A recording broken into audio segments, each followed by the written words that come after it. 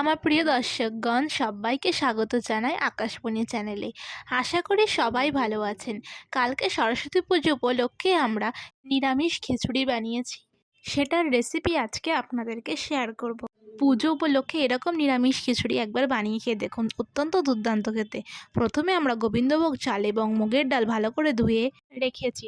তারপর আমরা একটা কড়াই নিয়েছি, তাতে সর্ষের তেল দিয়েছি। সর্ষের তেল গরম হয়ে গেলে তার মধ্যে আলু কুচি দিয়ে হালকা নেড়ে 1 চামচ লবণ এবং হলুদ গুঁড়ো দিয়ে 2-3 মিনিট নাড়াচাড়া করার পর ফুলকপি দিয়ে দিচ্ছি।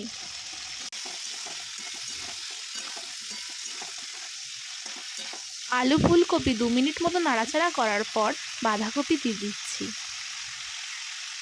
কিছুক্ষণ নাড়াচাড়া করে এরপর দিচ্ছি হলুদ গুঁড়ো, কাশ্মীরি লঙ্কার গুঁড়ো এবং জিরের গুঁড়ো। সব মশলা ভালো করে নেড়ে নিয়ে স্বাদ মতন লবণ দেব। আমরা পুরোটা সেদ্ধ করব না, হাফ সেদ্ধ করে হাঁড়িতে জল গরম করে রেখেছি, তার মধ্যে আমরা ঢেলে দিচ্ছি। ভালোভাবে নাড়াচাড়া করে নিয়ে আবার ওই কড়াইয়ের মধ্যেই সর্ষের তেল দিয়ে তার মধ্যে আদা কুচি দেব, গোটা জিরে, 2টো শুকনো লঙ্কা, তেজপাতা দেব। হালকা নেড়ে চেড়ে ধুয়ে রাখা গোবিন্দভোগ চাল ও মুগের ডাল দিয়ে দিচ্ছি।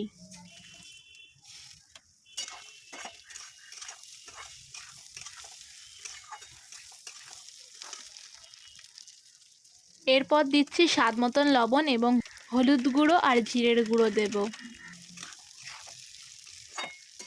ভালোভাবে মিশিয়ে নিয়ে নারকেল কোড়ানো দিচ্ছি।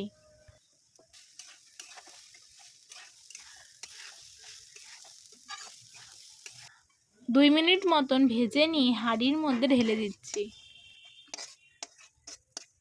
ভালোভাবে নেড়ে নিয়ে 20 মিনিটের জন্য ভাতটা সেদ্ধ হতে দিলাম। কিছুটা সেদ্ধ হয়ে গেলে আমরা একটা টমেটো দিয়েছি, 4-5টা কাঁচা লঙ্কা, মটরশুঁটি, স্বাদ মতন লবণ, 2 চামচ ঘি এবং বাড়ির তৈরি হোমমেড মশলা দিয়েছি আমরা এখানে। ভালোভাবে 2 মিনিট মতন ফুটিয়ে নিলেই রেডি গরম গরম নিরামিষ টেস্টি খিচুড়ি। আশা করি আপনাদের এই নিরামিষ খিচুড়িটি ভালো লেগেছে।